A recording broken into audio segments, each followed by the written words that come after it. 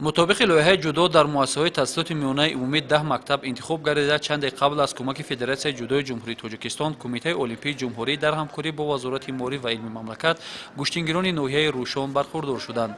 در ردیف مؤسسه تحصیلات میانه عمومی ناحیه روشن، در مؤسسه تحصیلات میانه عمومی رقم 4 مرکز ناحیه ونج ولایت مختار کوهستان بدخشان نیز ورزشگران صاحب سی لباس ورزشی و دو گلیم گردیدند. امروز فدراسیون جودو جمهوری تاجیکستان همون دستور سپارش‌های پیشوای معظم ملت رو که ضمن ارائه پیام قید نموده بودند سرمشق کار خود قرار داده تصمیم گرفته است که در همکاری با وزارت مالی و علم جمهوری تاجیکستان، کمیته ملی المپیک جمهوری تاجیکستان و فدراسیون جودو بین‌المللی لایحه جودو در مکتب رو راه‌اندازی نمایند. و امروز خوشبختانه ما شاهد از آن گشتیم که مؤسسه تعلیمی رقم 4 مرکز ناحیه ونج در برابر آن همون 10 مؤسسه تعلیمی در سطح جمهوری برای عملی نمودن لایحه جودو در مکتب در مؤسسه تعلیمی راه‌اندازی کرده شد.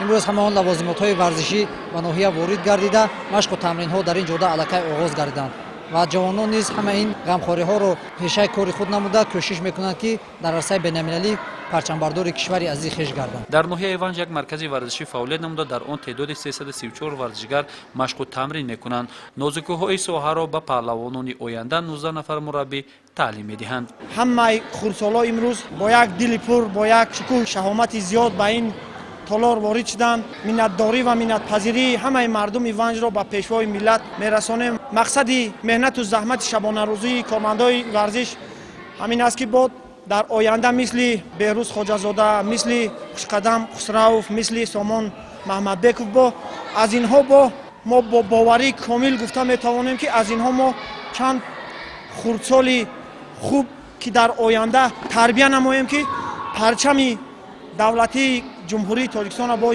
اینها بلند بردارند. عموما ناحیه ونج سرزمینی پهلوان خیز است. مردم تهجویی از آوان خورده به گوشتنی ملی نمادهای دیگر گوشتن شوق و رغبتی به اندازه داشته سالهای اخیر به گوشتن طرز جودو توجه خاص ظاهر میکنند. و ما چنین تالار زیبا و از تمام شرایط‌هایش مهیا را پیشنهاد نمودند و ما ورزشگران وعده می‌دهیم که در آینده پرچم وطن خود را بلند می‌برداریم. با فراهم آورده شدن چنین شرایط البته سطح تمرین و مشق‌ها باز هم بلند خواهد رفت. یکی از پهلوانان ناحیه ونج ملاجان مرادوف یادداشت شد که در دوران جوانی آنها چنین شرایط موجود نبود. تمرین و مشق‌ها سر زمین صورت می‌گرفتند و حتی در مسابقه هم گلیم و مشاهده نمی‌رسید. گرچند این خیلی شرایط نبود، هوس و کاری زیاد در عایدی ورزش. امروز با شرافت استقلالیت دولتی جمهوری تاجیکستان ما صاحب من این تالار خوش هوا که شما شاهد آنید. از شرافت همین است که باوری کامل داریم که بهتر شدیم.